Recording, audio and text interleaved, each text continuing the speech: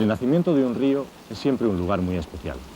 El agua sale por primera vez del interior de la tierra y desde ese mismo momento se convierte en el elemento fundamental de todos los ecosistemas por los que atraviesa. Las aguas rápidas, limpias, recién nacidas y bien oxigenadas congregan a su alrededor una gran cantidad de formas de vida, algunas de ellas con unas características tan especiales que solo es posible descubrirlas aquí, en los tramos altos de los ríos.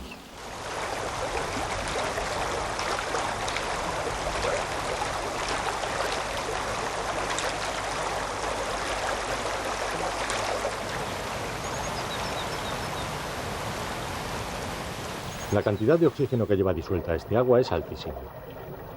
De hecho, en ningún otro punto de su recorrido las aguas del río estarán tan oxigenadas como aquí. Por ese motivo, algunos peces, entre ellos las truchas, eligen estas zonas para depositar sus huevos. El desarrollo de los embriones de trucha requiere mucho oxígeno y una temperatura del agua muy baja. Y solo aquí se dan las condiciones adecuadas. La relación entre las truchas y las cabeceras de los ríos es tan estrecha que en muchas ocasiones esta zona inicial del río recibe el nombre de tramo de la trucha.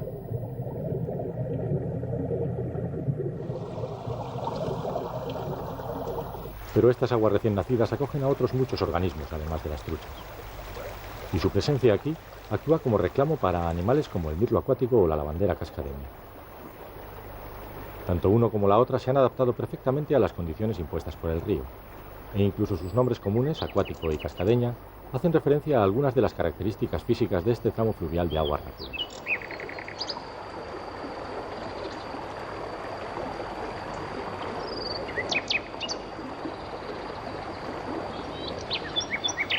Esas dos aves, al igual que algunas otras, desarrollan toda o casi toda su vida junto al agua. En ella encuentran su comida, que son pequeños invertebrados u otros animalillos, y de esa manera mantienen la conexión que existe entre el ecosistema que se establece en el seno de las aguas del arroyo y todos los ecosistemas que lo rodean, en especial los bosques por los que discurren. Esa relación, esa conexión entre los dos tipos de ecosistemas es fundamental para ambos, tanto para el río como para el bosque. El bosque se beneficia del permanente suministro de agua, mientras que el río recibe un constante aporte de hojarascas y restos vegetales, sin los que estas aguas tan oxigenadas, rápidas y frías serían incapaces de mantener a los animales que habitan en ellas. Es como un juego en el que todos ganan. Un ciclo que lleva funcionando desde hace tanto tiempo que ha permitido la evolución de especies animales que solo pueden existir gracias a él y cuyas poblaciones sufren drásticamente las consecuencias derivadas de cualquier alteración. Uno de los animales que solo pueden vivir en estos tramos altos de los ríos es el sorprendente, escaso y poco conocido desmán de los Pirineos.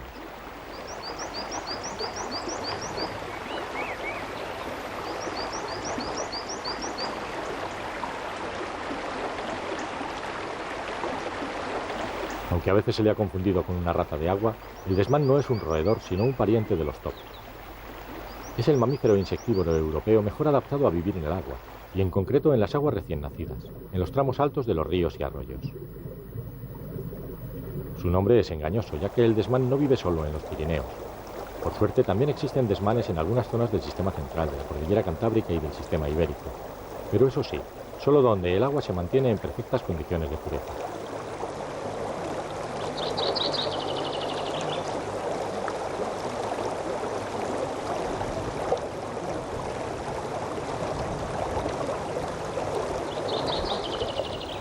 Es una de esas especies de vertebrados, junto a la trucha, que se pueden considerar bioindicadores, especies cuya presencia es sinónimo de aguas limpias y no contaminadas.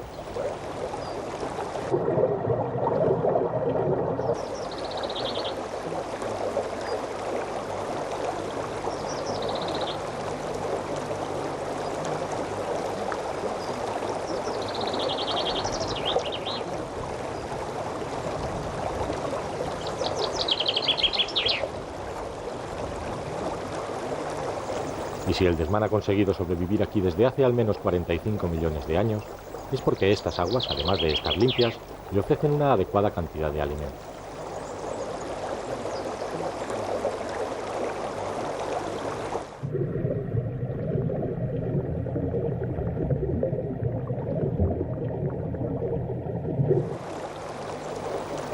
Una de las características del desmán es que posee un metabolismo muy alto. Eso quiere decir que necesita muchísima energía para mantenerse activo y por lo tanto que debe comer mucho.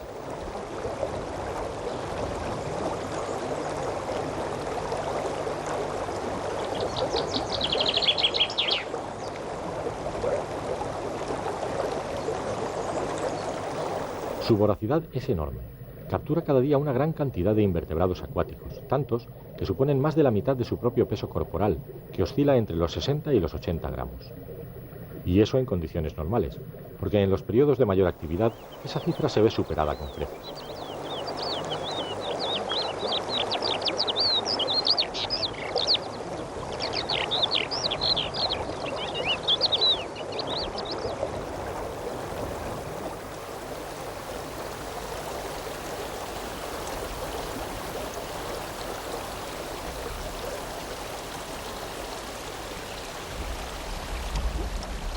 La base de la alimentación de desmanes, mirlos acuáticos, truchas y otros muchos de los más característicos habitantes del tramo alto de los ríos son los pequeños invertebrados. En realidad, muchos de los bichitos que vemos entre los guijarros o en la vegetación de las orillas son larvas de insectos que solo abandonan el agua para convertirse en adultos. Pero vivir dentro de ese agua con esa corriente no es fácil, sobre todo si pesas poco. Es muy fácil que seas arrastrado, de manera que estos organismos han desarrollado unas estrategias muy curiosas. La velocidad del agua del río varía a lo largo del año en función del caudal, y también lo hace su capacidad de arrastre. Aunque basta echar un vistazo a las piedras del cauce para darnos cuenta de que siempre es alto. Son piedras a las que llamamos cantos rodados precisamente por eso, porque han rodado con el impulso del agua. Y ha sido esa misma fuerza la que los ha ido desgastando hasta darles su característica forma redondeada. Pero dentro del cauce el agua no circula a la misma velocidad en todas partes. Cerca del fondo, por ejemplo, va mucho más lenta, y lo mismo sucede en la superficie de las piedras. Los pequeños invertebrados acuáticos han sabido aprovechar esa circunstancia, y la mayor parte de ellos vive precisamente en esas zonas, junto a las piedras o debajo de ellas. A lo largo de su evolución, todos estos invertebrados han desarrollado las características necesarias para vivir aquí. Unos, como estas ninfas de efémera, poseen unas fuertes uñas que les permiten aferrarse a la superficie de las piedras y han adquirido una forma aplanada que ofrece muy poca resistencia a la corriente.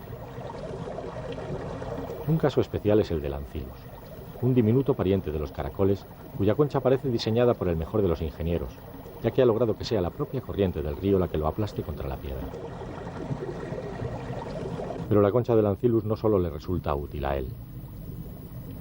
Es una superficie rugosa y móvil, de manera que constituye un excelente lugar para que se asienten en ella una gran cantidad de organismos microscópicos que se dedican a filtrar el agua de la que extraen su alimento.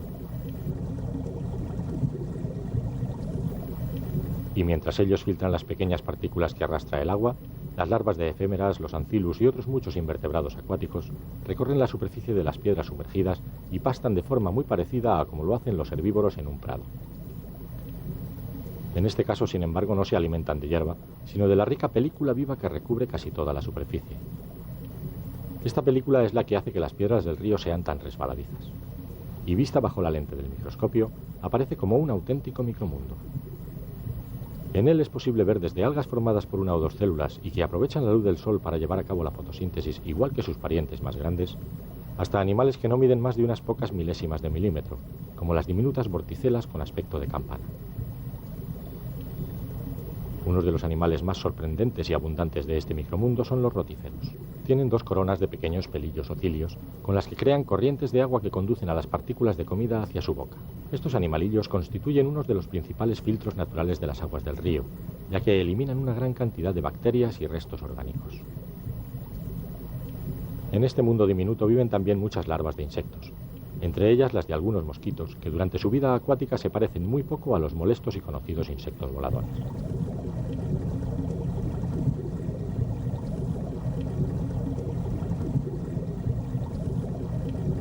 Las mandíbulas y las patas de los invertebrados más grandes arrancan trozos de esa película que recubre las piedras del río, y muchos de los organismos microscópicos que viven en ella acaban arrastrados por la fuerza de la corriente.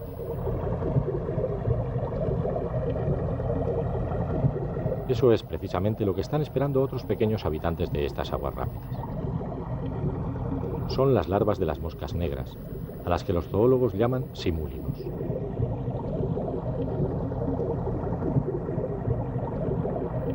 Estas larvas viven en las zonas donde la corriente es más fuerte, y a pesar de que son poco más grandes que un grano de arroz, resisten perfectamente gracias a unas estructuras especiales que tienen en el extremo posterior de su cuerpo. Unas pequeñas pero recias y muy numerosas uñas que se pueden considerar auténticas anclas.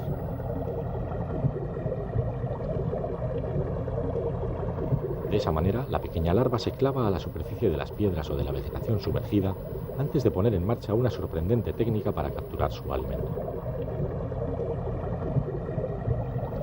Una vez que ya está bien sujeta, despliega unos abanicos que posee en la cabeza y los emplea como si fueran redes de pesca. Cuando algún microorganismo queda atrapado en la red, la larva la recoge rápidamente y la lleva a la boca. Inmediatamente después vuelve a abrir la trampa y espera hasta que la corriente de agua arrastre más comida.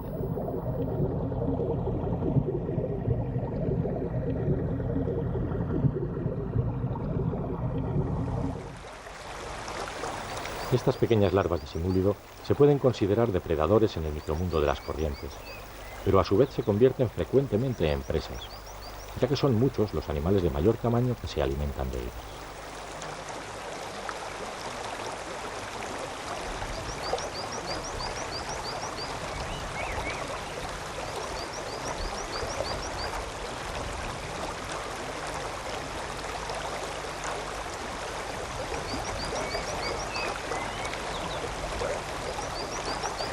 Se crea así una cadena alimentaria que conecta las algas unicelulares que forman la película que recubre las piedras dentro del agua y los ecosistemas terrestres que acompañan al río en su tramo alto.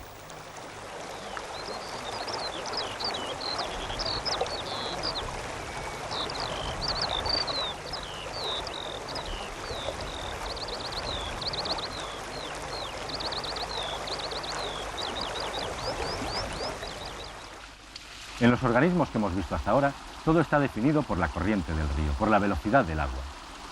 Desde su forma hasta su manera de moverse, su manera de respirar, incluso su estrategia reproductiva y alimentaria. Y es precisamente en función de esta característica, de la velocidad del agua en el río, como las diferentes especies seleccionan su espacio vital, el lugar en el que desarrollar sus vidas.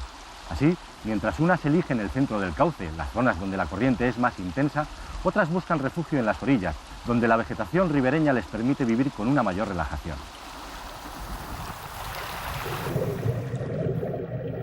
Eso sucede con los caracoles de agua dulce, parientes del Ancylus al que hemos visto antes.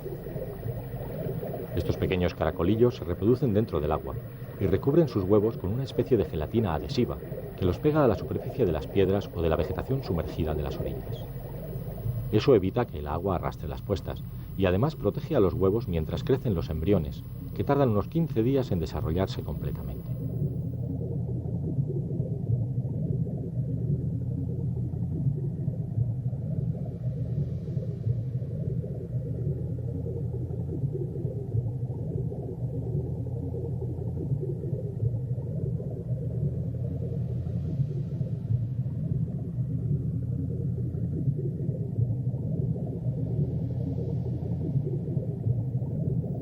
Hacia el final de ese periodo, la gelatina protectora pierde consistencia y es atacada por muchos organismos microscópicos.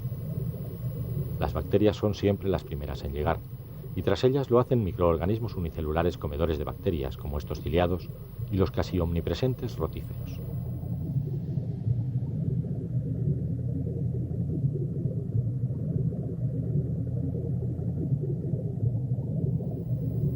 La abundancia de comida anima a todos los microorganismos. Es el momento ideal para reproducirse, y eso es lo que está haciendo este ciliado, que se divide por la mitad para convertirse en dos mediante una estrategia reproductiva que recibe el nombre de bipartición.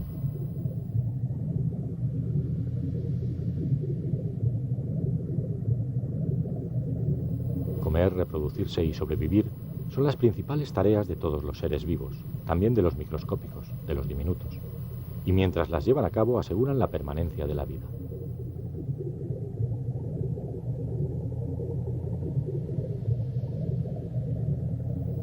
La actividad de estos diminutos seres es importantísima para que el agua del río se mantenga en las condiciones adecuadas y el equilibrio ecológico no se rompa. Estos microorganismos, estos seres microscópicos, pese a que muchos de ellos podrían pasar sin ningún problema por el ojo de una aguja de coser, constituyen la base del ecosistema del río.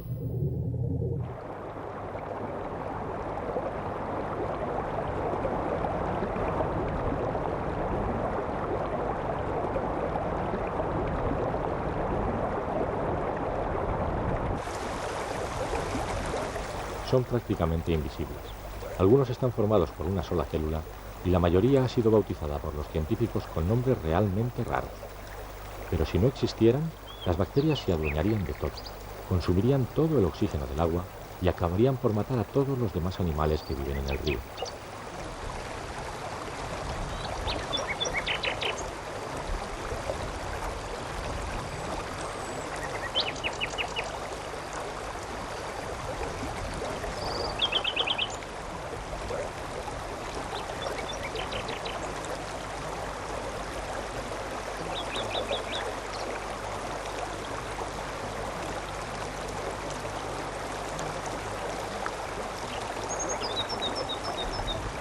En esa labor de limpieza y depuración del agua del río en su tramo alto, colaboran también otros animales, mucho más grandes aunque menos numerosos. Unos de los más conocidos son los zapateros. Estos insectos son capaces de patinar por la superficie del agua sin mojarse.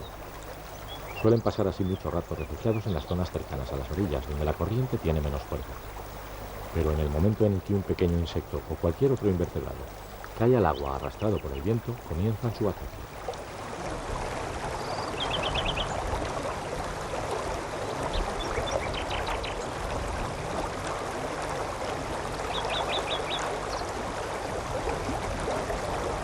Tienen la boca transformada en un punzón hueco con el que pinchan a sus presas y succionan sus líquidos internos hasta que las dejan completamente vacías.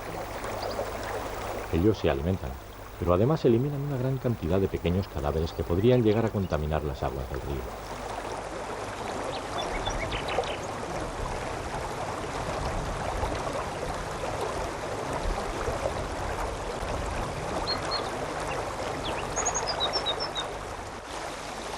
De todas maneras, la mayor parte de la materia orgánica del río no se encuentra precisamente en la corriente, sino en el fondo.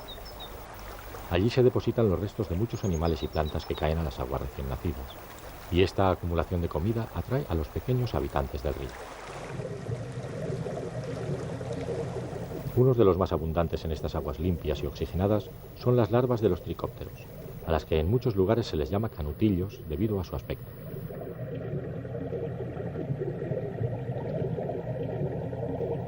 Estas larvas son muy blandas, pero son capaces de segregar unos hilos de seda con los que pegan pequeños guijarros alrededor de su cuerpo hasta formar un estuche que las protege y que además las hace hasta 5 veces más pesadas. Gracias a eso pueden mantenerse en el fondo sin que la corriente del agua las arrastre. A medida que la larva crece, va incorporando más piedrecillas al estuche, de manera que nunca se le queda pequeño.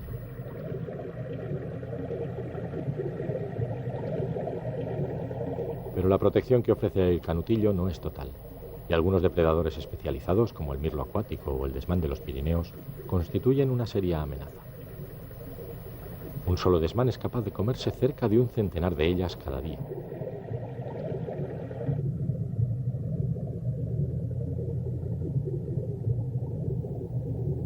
Las larvas de los tricópteros son también unas voraces depredadoras de los organismos microscópicos que se encuentran en los restos vegetales del fondo del río.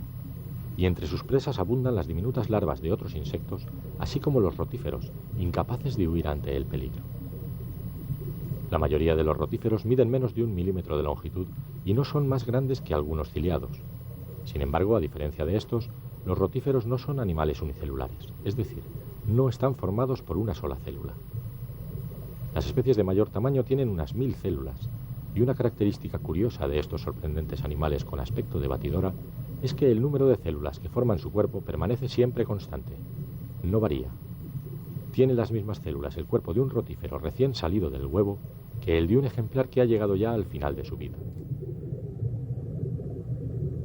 La materia y la energía son los dos elementos responsables de que el sistema del tramo alto del río funcione adecuadamente, y están inmersas en un ciclo permanente, un ciclo sin fin en el que participan todos los organismos que viven en estas aguas. Las algas, los pequeños ciliados o los rotíferos son el alimento de organismos más grandes, como las larvas de muchos insectos o las abundantes quisquillas de río. Pero cuando estos depredadores mueren, sus cuerpos sirven de alimento a los organismos que durante su vida habían sido sus propias presas. Cuando el cadáver de alguno de ellos cae al fondo del río, se reúnen en él muchos microorganismos desde bacterias hasta grandes cantidades de ciliados de diversas especies que actúan en el ecosistema de río de forma muy parecida a como lo hacen los grandes carroñeros, como los buitres, en los ecosistemas terrestres. En ocasiones, la acumulación de estos microcarroñeros es tan grande que en pocos minutos devoran completamente el cadáver de la quisquilla. Pero la materia orgánica que formaba el cadáver no desaparece por completo.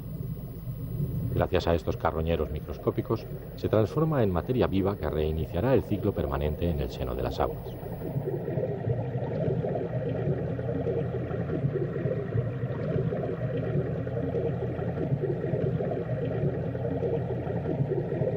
Entre las aguas recién nacidas y las comunidades de organismos que habitan en su seno, se establece una relación de mantenimiento mutuo. El agua permite la vida de esos organismos y ellos, por su parte, colaboran en el mantenimiento de sus condiciones de pureza.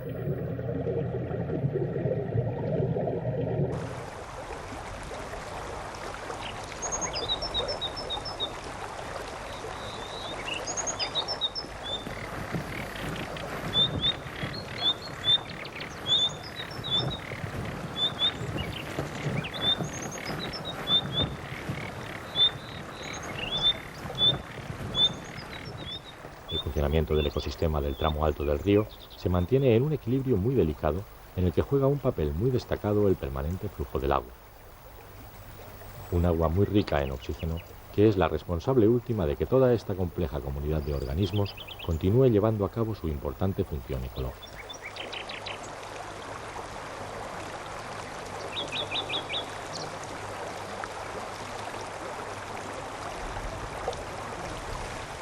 Unos kilómetros más abajo del nacimiento, el río comienza a cambiar. El terreno se hace más llano y la vegetación cubre casi completamente las orillas. Además, muchos de los materiales que ha ido arrastrando se depositan ahora en el fondo de las pozas donde la corriente de agua es menor. Todos estos cambios, tanto en el agua como en el paisaje que lo rodea, son claros indicios de que el tramo alto del río está terminando, de que sus aguas comienzan a madurar y ya no se pueden considerar recién nacidas. A partir de aquí, el río entra en lo que se conoce como el tramo medio, y es precisamente de esa parte de su recorrido de la que trataremos en el capítulo siguiente.